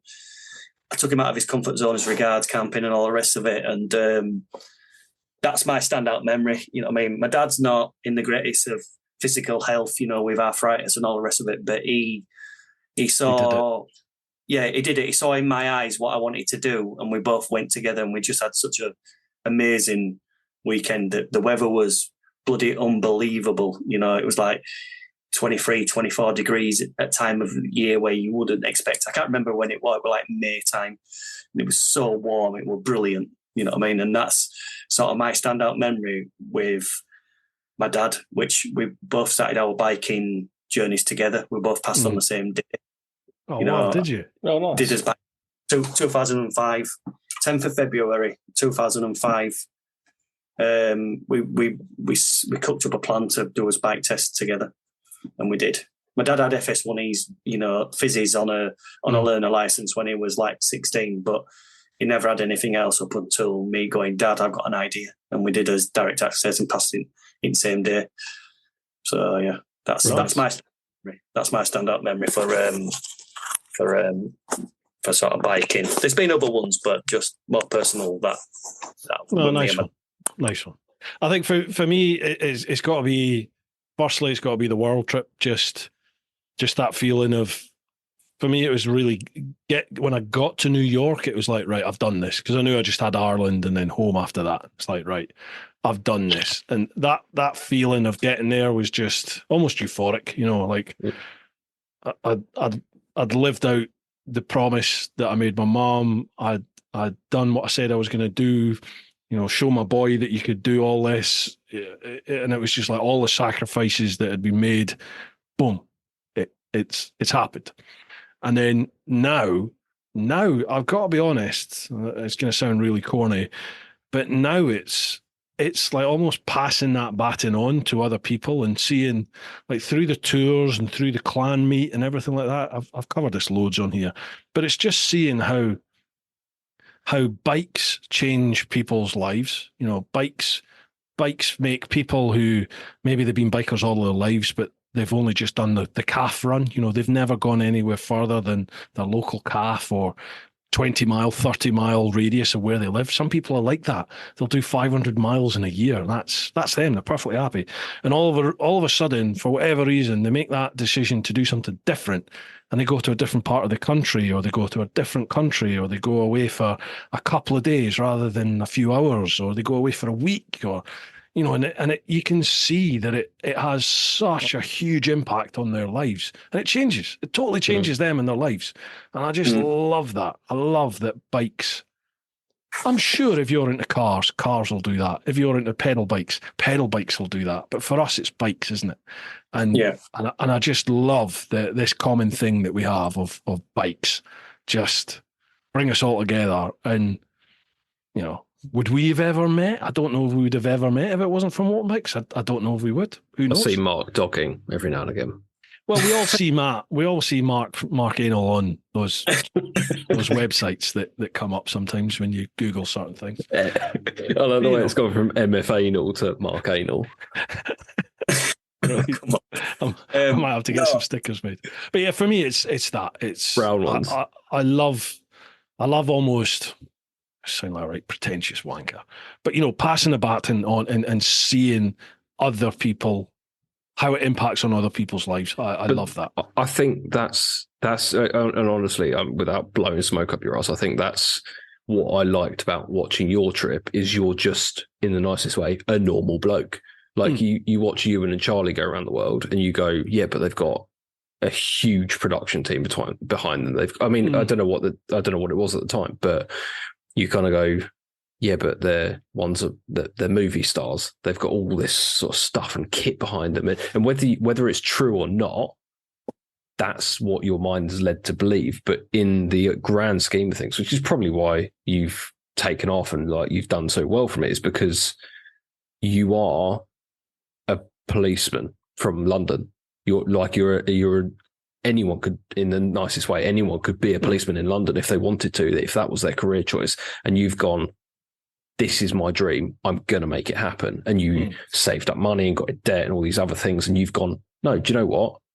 I want to go around the world on a bike. So that's what I'm going to do. And it's simple things like you say, someone can not ride a bike at all. And then they go, oh, this guy's just ridden a bike and this is really cool. And I thought bikers were just wankers that do wheelies on the A1. Yeah. But then they've gone, oh, I didn't realise you could go around like Ireland and all these other places. And you're like, yeah, go and do it. It's fucking amazing. I love that feedback you get in comments from people that are just like, I'd never ever, bikes weren't even on my horizon. And then, you know, I've watched your vids, somebody else's vids, whatever it is, and bang, yeah, I'm hooked now. I've done this, I'm doing that. Yeah. I did a Cotswolds video on my Tracer in the first, just after the first lockdown. And I think it was just after, but it may have been at the end of the lockdown, because I was just like, I'm not going to speak to anyone. I'm not going to talk to anyone. I'm going to fuck off. And I did that. And I had a comment a year and a half, 2 years after doing the videos. And a guy commented going, I don't even ride bikes. I don't have a bike license, but I've just watched 3 episodes of you touring the Cotswolds. And it was everything I need to know that I need to get a bike license. And I was like, yes, go and do it. Yeah. Go forth, young Padawan. Yeah, exactly. And I get it. And it's not pretentious at all, mate. I don't think it is at all. I think it's... Last part of this question. There's a 2-parter here. There's got to be the last one, because we are almost 5 hours in. Ridiculous. Second question is, you're all content creators. What's the best trick or tip that you've stolen from another content creator? Oh, nice. Can I start? Yeah, of course you can. Yeah. One, be yourself. You can't be anything else. Obviously, I take that tip from you, Bruce. And probably just your content, the way it inspires me to be more like, not more like you, but more like the flavour. I like your content, so I'd like to create content that I like in respect of, you know, like the cutting and the changing in the music and cutting it to the beats and that. So them tips them tips. But yeah, I think that's short and sweet. That's a couple of tips. You love a couple of tips. Yeah. Sorry, I just thought I'd bring it down a touch. Fucking heartfelt moment from Mark Anal there. And you bring it to your level. I'm going to change my name in my phone. You F out of it now. Yeah, it's just What's Mark that? Anal. It's just Mark Anal. MF Anal, not Mark Anal. It's just Mark Anal now. It's just Mark Anal. That's it. With no explanation at all. We have got to make that stick. We've got Dickie Vegas. Now we've got Mark Anal. There we go. Beautiful. Keenan, man. Oh, awesome. Sam. It's weird because there's tips on how to make better content, and then there's more engaging content, I guess, and then there's other tips. If I was just going to leave it on how to make better content, I would go back to the attention span thing, like I do it on most of my newer vids now. Zoom in, zoom out, change the camera angle. Just like if I'm filming here, I'll change the camera to be like that, and I'll go and talk there for a second. Change the Christmas lights, like that kind of thing. So you just change everything all the time, cutting out a lot of the dead space. Helped me with retention. And I think, like, to be fair, I watch a lot of things like people like Peter McKinnon and all those kind of very, very incredible creators. I just, if it interests you, delve deeper. Like, I think that's the thing. If it's not, because Dave Ashpole, he keeps sort of messaging me going, I kind of want to make more of my Instagram and I kind of want to edit photos, but I don't really want to edit photos. I haven't got the time for that, and I don't really want to have the time for that. Yeah. I'm like, yeah, but it's not, you're not gonna carry on unless you love doing it. Yeah. You have to love it. Yeah. And if I sit here, I can easily sit here for 4 or 5 days editing a video because I love rewatching my video. I know it sounds really cliche and weird and whatever, but I sit there going, I really like the creative process of this. Same thing what you were saying, Mark, with all your, with doing the roll onto the ferry and stuff. And your just brain is constantly going. I love all that stuff. Whereas if you're not interested in that, you're not going to do it. So you find your niche and then just run with it. And then people will be out there that like your niche. But that also makes it almost like doubly heartbreaking when you put all that time and effort into a video and you think this is good. I am happy to have this associated with me. And it fucking dives. You know what I mean? Like the views and stuff. And you're just like, and then you look at some of the other shite that is out there and you just think, why the fuck has that got 80,000 views? And it's bollocks. But I mean, is it bollocks or is it just... Yeah, but no, it's the generation now. They've got the attention span of, I don't know, like 3 or 4 seconds. No, so I mean, in the bike sector, there's vids in the bike sector that they bore the shit out of me. I watch them and I'm just like, oh, Jesus Christ, I can't watch more than a couple of minutes. I'm just done.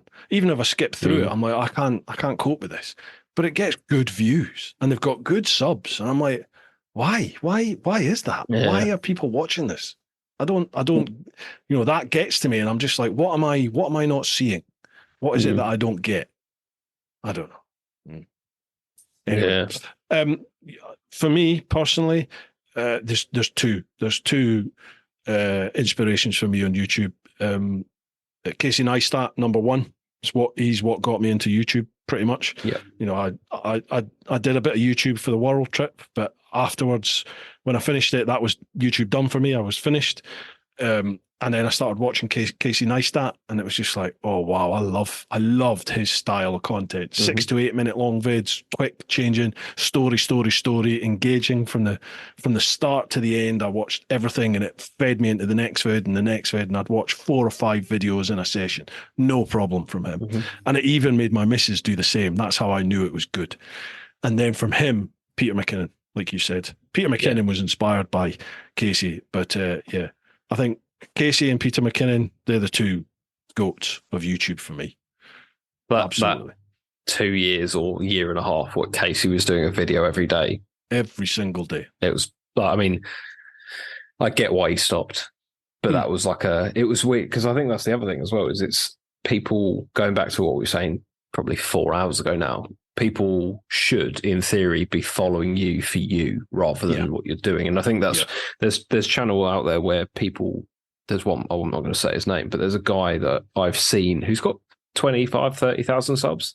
And all he does is review bike after bike after bike after bike after bike. I'm like, and also he's done probably a test ride, so it's probably not even a full tank of fuel. Oh, that really annoys me. 20 minutes on a bike and they give you a review. And it's always titled as a review. Like when I do them, I do like the GS tomorrow, Friday. I'm taking it out for 2.5, 3 hours. Yeah. So I can go. This is what I think of it. It's very much a first ride. Yeah, and I've done a tank of fuel. Yeah, it's not a review, but I always title mine as I never actually. I don't think I put review in the title kind of thing. But I can tell you roughly how it rides and how I feel on it, all that sort of shit. But I'm sitting there going, he's got triple my subscribers, and he gets quite decent views on a video. But all he's doing is reviewing a bike. So a lot of that's going to be thumbnail. Yeah. Because you've got to. I suffer from that. Shit. I'm saying my thumbnails are dog shit. Yeah, and hopefully that's starting to change. I don't know. But the one thing I hate with a passion is when people go brutally honest review, and you watch the video, and like I almost did it. Well, I can't remember what it was on, but I was gonna do it as I'm gonna see if this works because clickbait does work. But when people put a brutally honest review and there's nothing brutal about it. Oh, yeah. Just sucking the teat of the PR spec sheet. I fucking hate that. Yeah. It's so annoying. But yeah, that's another thing I've learned. Don't do that. What I've started to change on mine is rather than going, like Lake District, off-road, blah, blah, blah, KTM, whatever. I, I've just pulled it up so I can give myself some reference, but I've done it's all on the same day, but I've broken it down into three different videos, and I've done trail riding, Lake District, KTM, EXCF, blah blah blah, and then next video I've gone look out for the camper van on the next one, which is we came across this. Yeah. Is there a camper van? Is there something happening with a camper van in the vid? Yeah. So basically, trail. You what? It's your dad. No. It's your dad coming down. It's a lay-by and his dad. Yeah. Yeah. No. So we're going up this trail. We're going up to this trail where it's steep, but there's a camper van coming down this trail. You know what I mean? It's like an off-roading camper van. It's on the video. And then the next one I've gone, jetties are slippery when wet, because I had a brainstorming idea that I'm going to ride down this jetty to take some photos. I'll watch that. And it was that's all right though, mate, because it's got a reflection in the vid. It's when people go fuck those. If you went if on that jetty video, I crashed off it. Yeah, if you went, I nearly crashed or whatever, and you people just go, you didn't though. But it does work. That's the annoying thing. If I'd have been filming at the time when I was riding down there, which we were just riding down the road, and I went, there's a jetty there. I says, what if I get some photos down there? And Pilts was going, yeah, go for it. And Damo, you know Damo, don't you? Mm-hmm. Damo Shade. Yeah, and Dakar Steve, yeah, go for it. And I'm about to. You what? Yeah, you first. Yeah. And my wheel was you first. My wheels was literally 2 meters onto it, and I thought, this is snippier than snot, And I touched the front brake, and the front wheel locked up, and I'm literally almost going into Ullswater or Windermere or wherever we were, whatever water or whatever it was, and I'm going, what the fuck am I doing? I'm like, what the fuck am I doing? And I rolled the camera then when I got off the bike and going, I had a bright idea to go down there. The best part of that video is when you come off that, and then I think it's Dakar Steve just went, that was a great idea, wasn't it?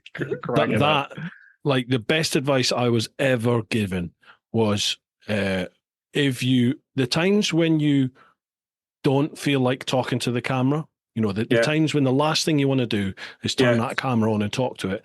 That's when you need to record. I mean, that went back to the world trip in that situation, but it carries on throughout everything, because people respond to the human element. That's when they bond with you, is when you are in that low point, when you're just hacked off with everything. They see the real you and they can relate to that, because everyone's been at that point where they're just like, fuck's sake, why is this happening? And everyone responds to it. I literally turned the camera on and said, I've got to actually tell everybody what I attempted to do. And what I did is I beeped out the swearing though, because my dad told me off. He goes, why are you swearing all the time? And I went, fair comment. Because I talked to Sam and he swears every other word. Basically, I make an effort not to swear now. Good. Because that'll affect your monetization. Yeah. Or what I'll do is I'll beep it out. I said the word bastard twice, but I thought it was more in topic rather than what the fuck. Because that sounded like, you know. Yeah. So I make an effort not to swear. I kind of I think like TMF really nailed it. Andy nailed it initially, because he went for the generic Mr. Nice Guy and the biggest possible audience possible. So there was no swearing. He was never polarizing in anything he said or did. He just went for that generic, almost beige style of content. And that did him really well. You know, he's seen massive growth, 250,000 subs. I think now YouTube's at a point where you kind of have to, I don't know. I mean, you kind of have to just be something different now, I think, to get that kind of growth that you used to be able to get. Yeah. You kind of have to be a little bit different. You know, for me, somebody like Lamb Chops, I think John Lamb Chops is a really good channel, because he encompasses the real technical know-how of stuff. You know, he gives you that PR sheet regurgitation, but he does it in his own, he does it as him, you know, he does it in his own style, and it's fun. It sort of teeters along the, he's a bit of a naughty boy, you know, when he does wheelies and he does all this and that. And I just like how John does his channel, and he's seen massive growth. I don't watch much. I've watched a few things. I watched only off the back of watching Kate's video when they went to Wales, you know, testing those KTMs. No, I don't watch any of them. All right. And then I watched his garage build as well. I totally loved his garage build. Oh, it's amazing, isn't it? Over 12 months, I've dipped in and dipped out. But yeah, I do like his stuff. It's just that I don't religiously watch it. No, I'm the same. There's very few bike channels I watch, but I watch some of his every now and then. If it grabs me, I'll watch his. The thing I think he's done quite well with as well is when all of us are adventure bike knobs, like everyone's got an adventure bike, there's that percentage of people that are like, no, I don't want an adventure bike. I want a Super Duke or I want a Gixxer. Yeah. He's that 6'3", 6'2", or whatever he is. He's not a skinny guy. He's not 25 years old, yet he's still got a Gixxer and a H2 and all these sorts of bikes. And you kind of go, fair play. So he's also getting that audience as well as having his own say. Which really fucks me off, because I'm 6'3", 20 stone, and I rode a Southern Gixxer Thou around the world. Did you? I get nothing for it. And you're just like, for fuck's sake. Everyone just thinks of me as the GS guy. And I'm like, no. Well, you know what you need to do then, don't you? Mate, I just need to get the thing insured. Sell it. No, sell it. Not the Gixxer. You need to sell the GS. Not a chance. And buy yourself a Super Duke. Not a chance. Wash your mouth out, man. And the Gixxer will be back on the road in the spring if I manage to get it insured. Then it will be back out on the road. I'll do a tour on it. I'll do stuff. Yeah. Keep the Gixxer, but I mean the GS. I'll never get rid. I'm not going to get rid of that. GS is awesome. You'll see that when you test ride it. I don't think it's going to be your cup of tea enough for you to buy one, but I'm taking out the Trophy though, which is the one I would buy if I was going to buy one. Yeah, but that's more. Can you still hear me? Because my ear things have gone. Yeah, you can, right? I think these are going to go soon, but we need to end this soon. The trophy is more off-road focused. So if you're going to go off-road, that's the one you'd go for. But that's what I would. There's a guy that works at Whittam BMW Sycamore, who are the guys that I test ride through. They're brilliant. He had unfortunately got stolen, but he had a 1250. I think it was. It might have been a 1200. It's a 1250, and his GS is exactly how I would have a GS if I was going to buy one, because it was short, stubby screen, bark busters, outback bars, all that kind of stuff. And I just I look at that and I go, yeah, it looks quite cool. So that's the trophy would be the one that I went for, because it's the one that I could be a knob on in my head. Yeah. Whereas I love the look of the triple black and I love the look of the 719, but I just wouldn't buy one because it's too safe. Whereas I want to be able to go, yeah, I've got knobblies on my GS. What are you going to do about it? And also, Mark, that's the reason I keep saying about bringing my KTM up to Yorkshire when you go green laning, because everyone goes, yeah, you can't do that on the 250 kilo adventure bike. I'm like, watch me. Yeah. I haven't got the bottle or the skill to actually do it yet. So neither have I, but I've got the stupidity to back it up. Yeah. I haven't got the wallet to back it up yet. Yeah. No, neither have I. There is some trails up there though that you'll do easy, but there's some that you will struggle with. Yeah. Like if we went on Rudland Rig, you'd be all right there. Pretty much you'd be absolutely fine, because quite a few of us have done that on GSs and that. Tony Hanman. Hannum, is it Tony Hannum? Tony Hannum, yeah. He did that first time out. You know what I mean? He's a good boy, Tony. Yeah, he's lovely. And then I think Dale were up, and Ollie Ray. I think Ollie Ray were up. Paul Webb, Pete English were there. I can't remember who else. Maybe Juddy. They were all up at the same time. They all stayed in Premier Inn, at Stockton, where we stayed at that time. So yeah, that you'd be able to do without any. But I want to do the ones where you go, there's no way you would get a super adventure on it. And it might involve having a bit of slate going through my tank, but I'd still be like, yeah, but I did it though. Well, do it and film it. Yeah, I'll film it and then I'll do a clickbait video saying honest review or brutally honest review of how the Super Adventures tank deals with the slate going through it.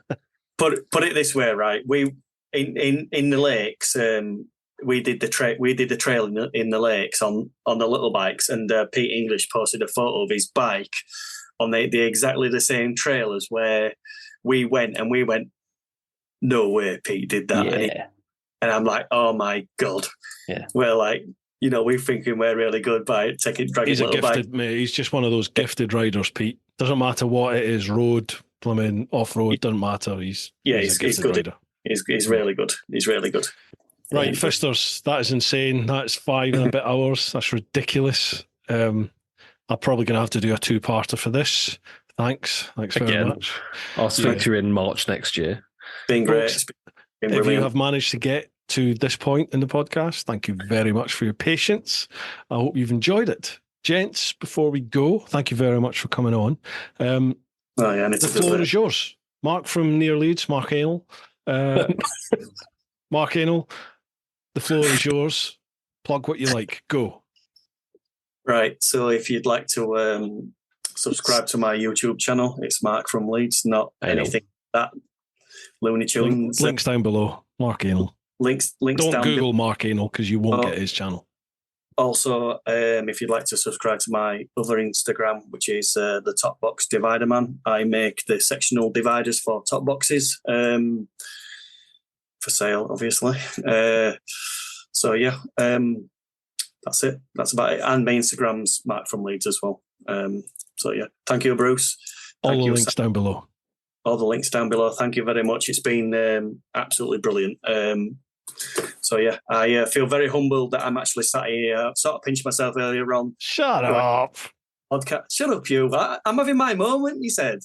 Pinching this myself. Is my moment. You'll have to edit that out, won't you? You know what I mean? Nope. Call me Mark Anal, but please don't sing, for God's sake. Yeah, that's a step too far. I know, yeah. You've overdone it now. You've spoiled yourself, Bruce. Mark Anal, it is. Have you finished? Nearly. He's getting there. Yeah, I'm finished. Thank you. Samuel. Hello. Hi. Hello. I'm getting ready for my GS ride on Saturday. Hello. Yeah, basically what Mark said, but not at MF Anal, at Sam V Bikes. YouTube, Instagram, Facebook. If you like general knobbery and you like KTMs, that's a big thing as well. Sam's your man. Yeah. If you like general knobbery, follow me. If you like general anal, follow Mark. But yeah. It's generic anal, not general. Okay, fair enough. Generic. Whatever. I'm glad you've accepted it, and this is good. I'm glad you've used this platform to do this. Whatever, mate. Awesome. Fantastic. Right, folks, I hope you've enjoyed this. Make sure you check out all the links. They'll all be down below. So if you listen to the podcast, check out the show notes. If you're watching the YouTube vid, then check out the description down below. Give them a like, a follow, subscribe, etc., etc. Right, folks, hope you've enjoyed this one. What's that say? 23:38? Yeah. That's the time. Yes. 5 and a bit hours. Jeez. I hope you've enjoyed this. It is great to be back. There are lots of guests lined up, obviously better than these two Muppets. There's lots of guests lined up. I hope you're enjoying it. Thank you very much for all those messages asking where it is. Well, it's back. What can I say? Keep doing your thing. We are going to do, before we finish, we need to set a time at some point to do one of these in person on any bike sub 125cc, unless I big ball my monkey. So we're going to do another big little adventure with you. Is that what you're saying? I just need the views. Come on, please. But yeah, we'll bring it. We'll figure something out. Small bikes. Let's go and get pissed somewhere and do the Facebook and Instagram questions. Yeah, my apologies to everybody on Facebook and Instagram. We haven't got to your questions. I do apologise. Again.